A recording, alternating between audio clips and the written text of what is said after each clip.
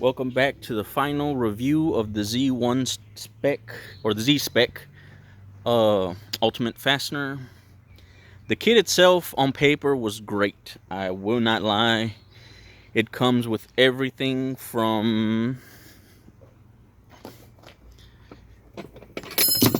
the trunk, which can be seen here, even includes gas lid, a whole bunch of extra stuff on paper. Mind you, so I ordered the kit. It got here in about a week. Not horrible shipping, not extremely fast. Uh, and then we hit some snags or some slight issues. The kit was incomplete. Was missing a lot of the stuff. I guess we'll go over the list real quick. It was supposed to have all the hinges, which again don't look bad, and it was supposed to have as well the hood latch, but it didn't have the hood latch and was missing one of the hinges. So now my engine bay looks like that.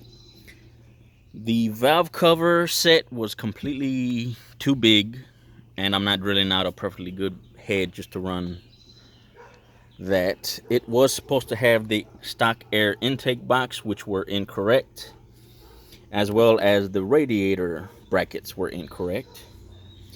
And there is an issue with the timing kit with this bolt here. If you look at it, it's far too large, and if you try to get full movement out of your distributor, that's what happens. It's still quite a bit short.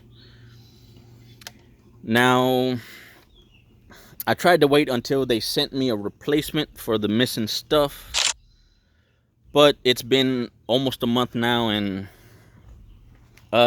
customer service hasn't been horrible, but it hasn't been great.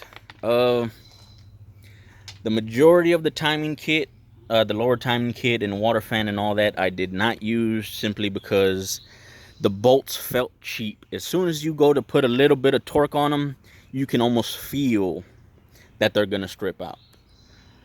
It was also missing, the bottom one of the power, the wiper motor. It was missing one of the fuel rails, which is in the back, which actually is this one here. It came with this one up front, which again doesn't look bad. The kit, the idea behind it is sound, and the premise behind it is great. But unfortunately, I can't say or recommend this product just because half of the bolts were missing, wrong. Customer service, which hasn't been horrible, has not been great. They said they were going to send it out about 2 weeks ago, and I just couldn't wait any longer. I messaged them sometime during this week, and they said it should have went out. Well, at that time, it should have went out yesterday, which would have been, like I said, last week, when they were supposed to send it out 2 weeks before that. Do I recommend buying it? Not exactly. Maybe if they get everything worked out, it wouldn't be bad. Again, the idea and the premise behind it, it looks good for the stuff that did work. But I think if you just put the time in, you could probably build this kit at automotive fasteners or something. And I don't know if it'll be cheaper, but you may get a higher quality bolt. If this is something, I do not recommend this kit if you're gonna be in your engine a lot. Like I said, the bolts felt cheap and they felt like they'd strip out as soon as you put some torque on them.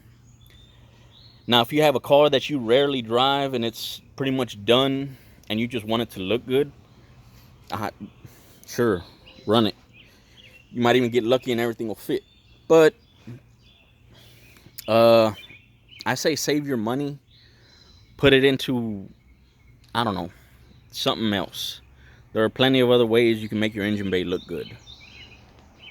Unfortunately, yeah, like I said, maybe one day the replacement parts will get here.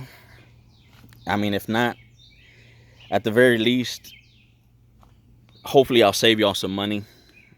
Like I said, for me, I got lucky. I bought it on with their COVID discount or whatever they were having at the time. But, well, here we are. If you have any questions, feel free to comment. I'll get back to y'all as soon as possible. I tried to mark each one and whatnot, but after about the third or fourth missing bag or incomplete bag or what, I just figured, why even bother anymore?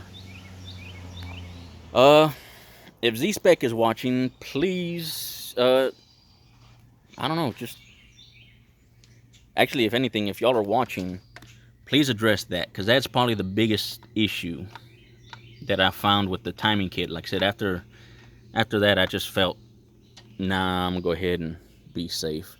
I didn't bother to use the strut bolts that came with the kit because, like I said, they just felt not quality. I did use the